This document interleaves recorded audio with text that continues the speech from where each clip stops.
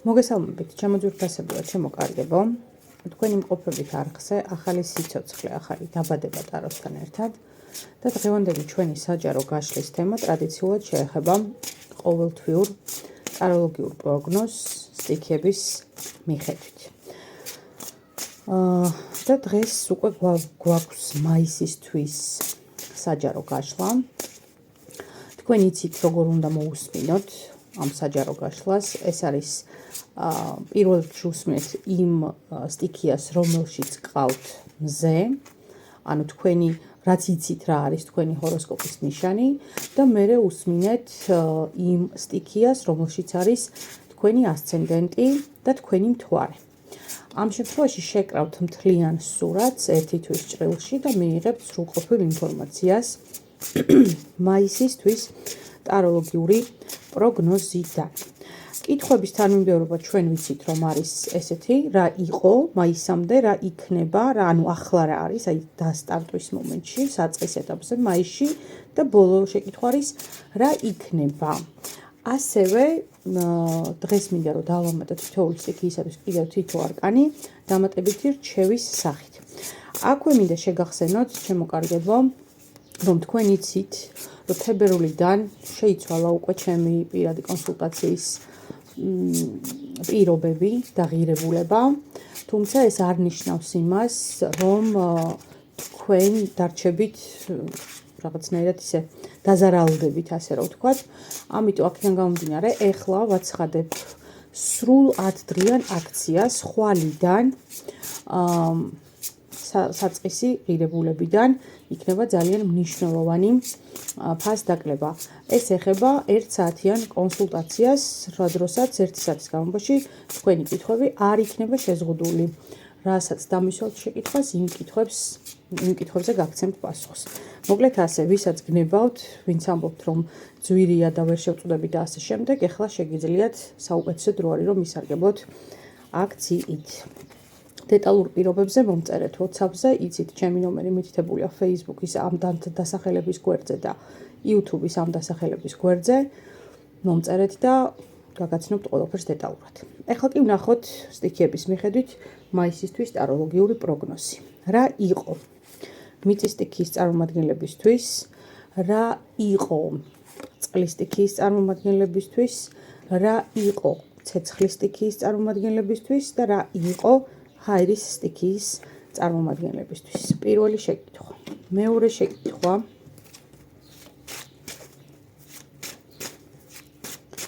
რა არის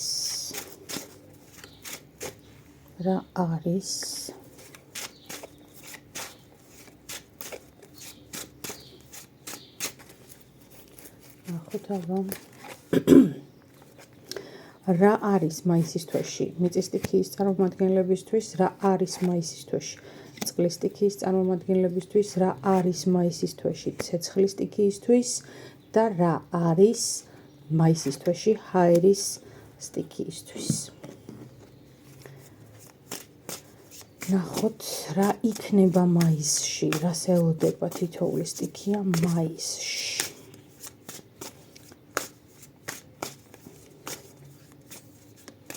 მაისი 2026 წლის მაისი ნახე.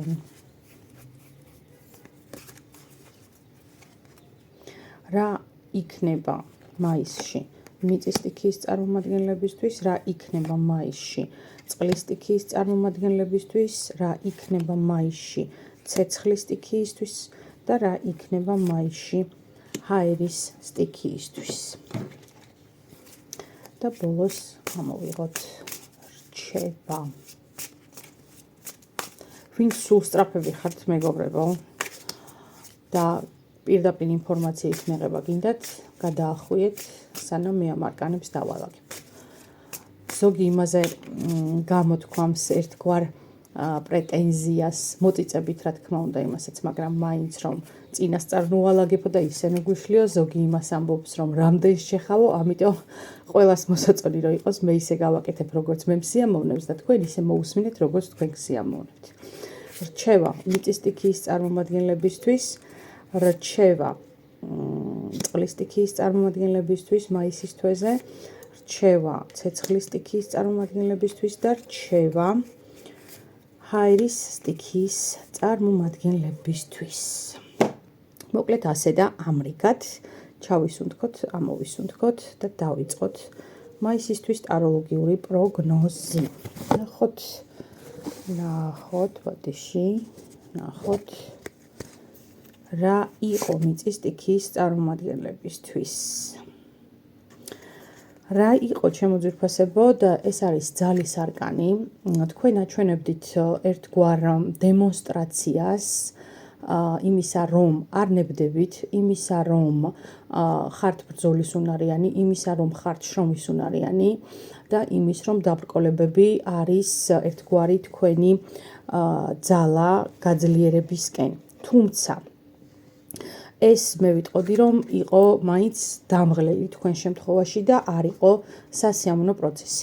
ეს მდგომარეობა, ეს განცდა, ეს შეგრძნება, ასე რომ ვთქვათ, აი მაისამდე გამოყვათ იანვარი, თებერვალი, მარტი, აპრილი, ეს წინა პრეპერიოდი არის ზუსტად ესეთი.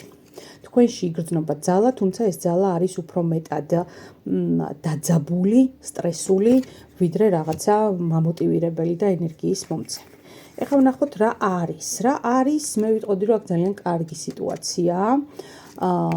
უკვე ამ ეტაპზე გარკვეული ტიპის წონასწორობა გაქვთ, ემოციური სტაბილურობა გაქვთ, თუმცა იმყოფებით საკმაოდ თავდაჭერილ მდგომარეობაში, ანუ დამკვირვებლის პოზიცია გაქვთ, მაგრამ შინაგანად ხართ ძალიან სავსე და გაწონასწორებული. ეს ძალიან კარგია. ეხლა ვნახოთ რა იქნება. რა იქნება და ორიანი კვერთხები მაისის თვეში. აქ შეიძლება იყოს ისეთი სიტუაცია მიწის სტიქიის წარმომადგენლებისთვის, როცა ეცდებით, რომ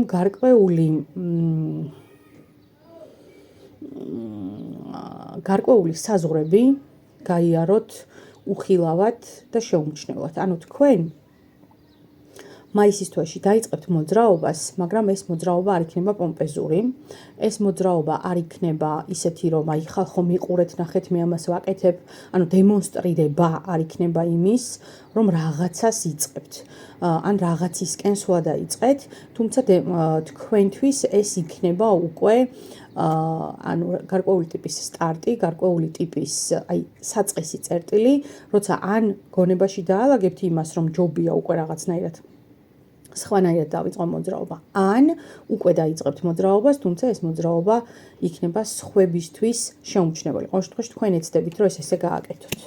და ვნახოთ რჩევა თქვენთვის. 10-იანი თასები. პრინციპში აქ მიწის სტიქიის წარმომადგენლებისთვის ხაზი მე რასაც უყურებ, მიყვება სრულად ემოციას.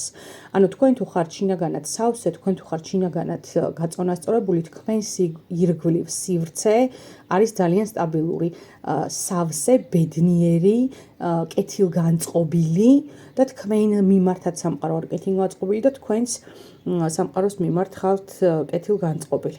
აქ არის საუბარი იმაზე, რომ რჩევის სახით მეტი დრო დაუთმეთ ზუსტად აი ამ საკუთარ ჰარმონიას, იმ გარემოს, რაშიც იმყოფებით, არ დააბინძუროთ არანაირი გარე უარყოფითი და ნეგატიური ემოციებით. დაიცავით თქვენი სივრცე და ისიამოვნეთ თქვენ სივრცეში არსებული იდილიით. ეს არის მიწის სტიქიის წარმომადგენლებისთვის მაისის თვის გაშლა.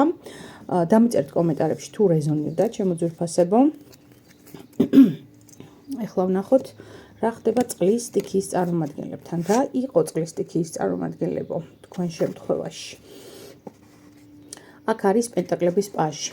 პენტაკლების პაჟი ეს არის მოცემულობა წყლის სტიქიის წარმომადგენლებისთვის, როდესაც თქვენ მოტივირებულად, შთაგონებულად, მიზანდასახულად და ესე მიზან მიმართულად დაიწყეთ ან რაღაცა ახლის შესწავლა, ან რაღაცა ახალი საქმე, რომელსაც თვლით, რომ აუცილებლად ექნება ძალიან კარგი შედეგი. და პირველ რიგში ეს შედეგი იქნება გამოხატული ფინანსური და სტატუსური თვალსაზრისით, ანუ ფინანსებშიც კარგად წამოხვალთ და სტატუსით, თქვენი სოციალური, მატერიალური სტატუსი იქნება გაცილებით კარგი, ვიდრე არის ახლა. ეს არის თქვენი მცდელობა, ანუ მაისამდე თქვენ ცდილობდით ამას, რომ ესე გეცხოვრათ ან ამ მიზნისკენ მიმავალი ნაბიჯები გადაგედგათ. რა არის რა საინტერესოა, რა არის ახლა? ახლა არის წყლის სტიქიის წარმომადგენლებთან ხუთიანი კვერთხები. ერთგვარი შინაგანი კონფლიქტი ჩაგერთოთ. არ ვიცი რას უკავშირდება ეს შინაგანი კონფლიქტი, შეიძლება იყოს ეს კონკურენცია ბიზნესის თვალსაზრისით, იმიტომ რომ თუ პენტაკლებს გავყვებით, შეიძლება იყოს ეს ბიზნესის თვალსაზრისით არსებული კონკურენცია, შეიძლება ეს იყოს გარკვეული ტიპის კონკურენტული გარემო, მაგრამ არა ბიზნესში, ნებისმიერ სხვა საკითხში და ამ საკითხთან მიმართებაში თქვენ გაქვთ გარკვეული შეგრძნებები აი ამ ბრძოლის შინაგან თავსაც ებრძვით, შეიძლება საკუთარ თავსაც ებრძვით, ან სხვანაირად გინდათ, ან სხვანაირად თვლით, რომ საჭიროა და მაინც არ გამოგდით. აი რაღაცა ესეთია, მოკლედ არის კონკურენტული სიტუაცია ეხლა. ანუ ახლა სტარტის მომენტში. რა იქნება ჩემო და აქ არის ისევ პენტაკლების პაჟი. მე ვიტყოდი, რომ აქ მაისის მოცემულობაში სიტუაცია მნიშვნელოვნად და არსებითად არ იცვლება. არის ის, რაც მანამდე იყო, ანუ მაისამდე, რასაც მოყვებოდით, როგორც უდგებოდით იმ თქვენ საკითხს, იმ თქვენთვის აქტუალურ თემას, იქნება ეს პირადი ურთიერთობები, იქნება ეს ფინანსები, თუ პარტნიორული ურთიერთობები ნებისმიერი გაგებით, აი ზუსტად იგივე მოცემულობა დარჩება. თითქოს მაისში თქვენ წყლის სტიქიის წარმომადგენლებო შეიძლება გქონდეთ იმის განცდა, რომ რაღაც ახალი შეთავაზება მოიფიქროთ, ახალი იდეა გაგიჩნდეთ და სხვანაირი ფორმით სცადოთ, რომ ეს იდეა მიაწოდოთ იმ საზოგადოებას ან იმ სოციუმს, ვისთვისაც თვლით, რომ ეს თქვენი იდეა საინტერესო და მომხიბლავი იქნება. ყოველ შემთხვევაში ეს მცდელობა შეიძლება ამ მცდელობის სურვილი მინიმუმ გაგიჩნდეთ მაისის თვეში წყლის სტიქიის წარმომადგენლებო. და რჩევა თქვენთვის. 7-იანი ხმლები. აქ ახლა რა არის? 7-იანი ხმლები რჩევა თქვენთვის შეიძლება წავიკითხოთ ორი გაგებით. გააჩნია, იმიტომ რომ რადგან ბევრი ხართ აქ თქვენ მსმენელები და მაყურებლები, შეიძლება აღვიქვათ ორი გაგებით. ერთი ის, რომ შეიძლება თქვენთვის უხილავი პროცესები მიმდინარეობდეს, ისე რომ თქვენ ვერ ამჩნევდეთ ამას და იყავით აქედან გამომდინარე ყურადღებით, ან თქვენ ცდილობდეთ ისეთი უხილავი, ფრთხილი და შავი პანტერასებრია ეს შევადარები ნაბიჯების გადადგმას. ანუ აქ ჩვენ თუ საუბრობთ კონკურენციაზე, თუ საუბრობთ რაღაცა სახეცვლილ იდეაზე, ტრანსფორმაციაზე, ახალი დასაწყისის, ახალი შთაგონების შეთავაზებაზე, ხო? ანუ ამას გააკეთებთ თქვენ თუ აკეთებთ ამას, თქვენ თუ აპირებთ. ყოველ შემთხვევაში ეცდებით, რომ ეს გააკეთოთ ძალიან ფრთხილად, ძალიან ესე აი რბილი, აი როგორ თქვა, რა ქვია ამას, ესეთი აი ფეხის გულები კი არა, ფეხის წვერებზე რომ გაიაროთ ბეწვის ხიძა, ესე ეცდებით უხილავად, უჩუმრად რომ გადადგათ გარკვეული ნაბიჯები. შეიძლება არ თვლით, რომ ახლა არის ის მოცემულობა, რომ ვიღაცას თვალში უნდა მოეჭხიროთ.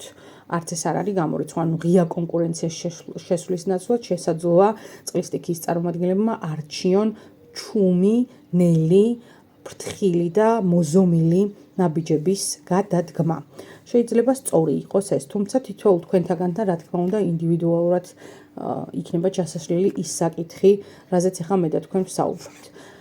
გადავიდეთ ცეცხლის სტიქიაზე. რა ხდება ცეცხლთან? რა იყო ცეცხლთან? ცეცხლთან არის პენტაკლების მეფის ენერგია. პენტაკლების მეფის ენერგია ეს არის ენერგია, როდესაც გაქვთ განცდა, რა იყო, ხო? ანუ გაქვთ განცდა, რომ თითქოს სადღაც რაღაცნაირად დაფუძნდით, რაღაცნაირად ფეხი მოიკიდეთ, რაღაცნაირად სტაბილურად იმყოფებით რაღაცასთან მიმართებაში. ეს რაღაცა შეიძლება პირდაპირ მნიშვნელობით უკავშირდებოდეს ფინანსებს, ან უკავშირდებოდეს საცხოვრებელ ადგილს, ჩემო ძვირფასებო. ანუ რაღაცა ესეთი, აი თითქოს სტაბილურად ხართ სადღაც, როგორც ხართ. ვნახოთ რა არის. აქ არის თასების დედოფალი. თასების დედოფლის ენერგია პენტაკლების მეფესთან მაფრთხობს, თქო, არ ვიტყვი, მაგრამ ანუ აქ არის მოცემულობა, ჩემოკარგებო, რომ თითქოს რაღაცის იმედების გაცრუება შეიძლება იყოს აქ შეიძლება იყოს მოცემულობა, რომ თითქოს უფრო როგორი იმედების გაცრუება, იცით, აბსოლუტური კოლაფსი კი არა, არამედ რაღაც უფრო მეტის მოლოდინი რო გაქვს და თითქოს უფრო ნაკლებს რომ მიიღებ, აი რაღაც აი ესეთი სიტუაცია, იმიტომ რომ აქაც პენტაკლების მეფის ენერგია თუ დააკვირდებით შორს იყურება ეს ენერგიაც, ანუ თითქოს მოლოდინი მაქვს.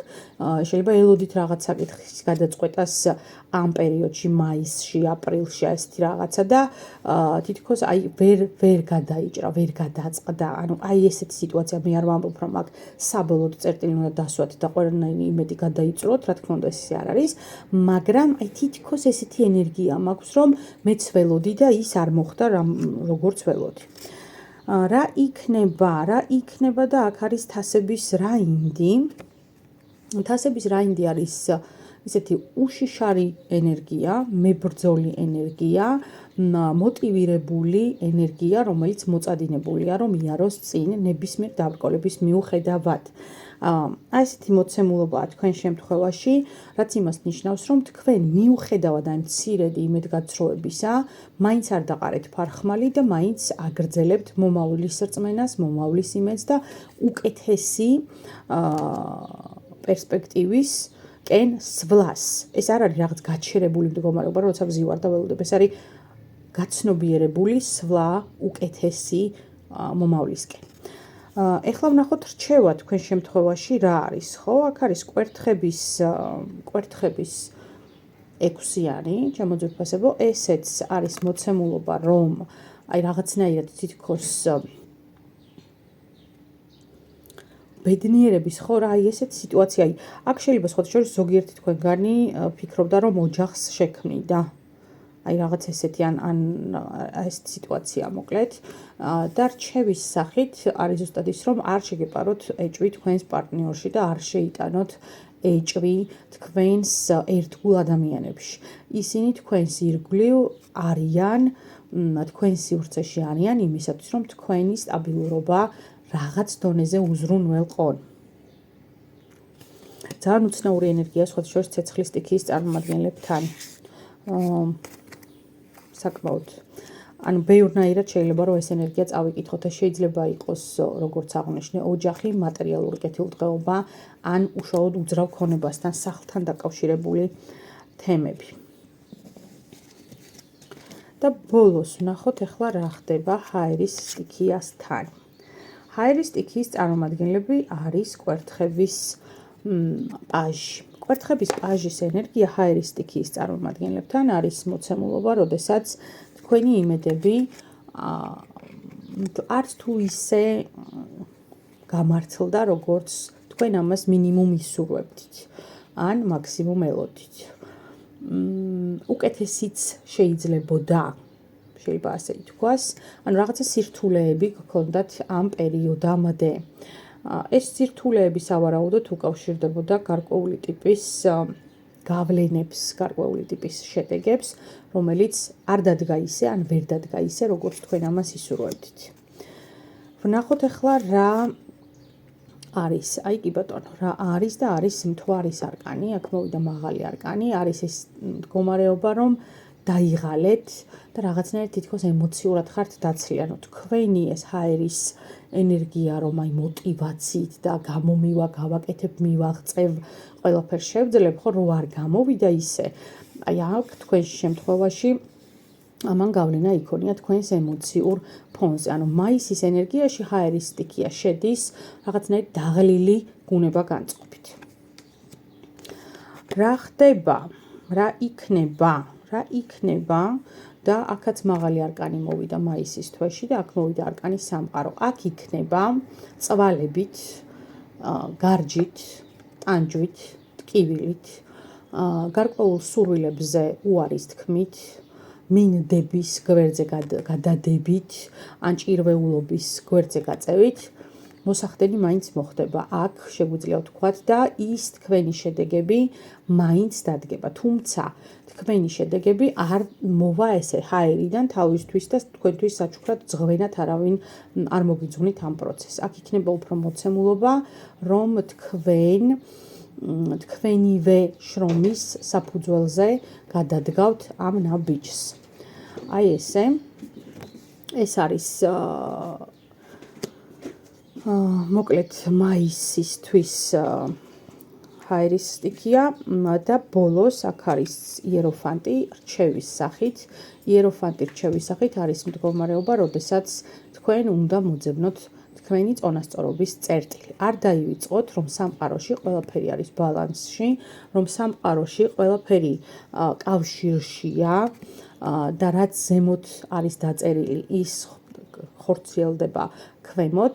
აქედან გამომდინარე, ეცადეთ, რომ არ დაკარგოთ ურთიერთკავშირი სამყაროსთან, არ დაკარგოთ რწმენა და ყველაფერი კარგად იქნება. არ დააკლოთ არც ჯაფა, აი გამოთქმის არ იყოს, რომ უფალო მიშველეო, ხო, რომ ეხვეწება ადამიანი, რომელიც იხრჩობა და გაანძრიე ხელიო და გაცურავ, ანუ გეშველებო. აი დაახლოებით იგივე ვარიანტია აქ ჰაერის სტიქიის წარმომადგენლებთან.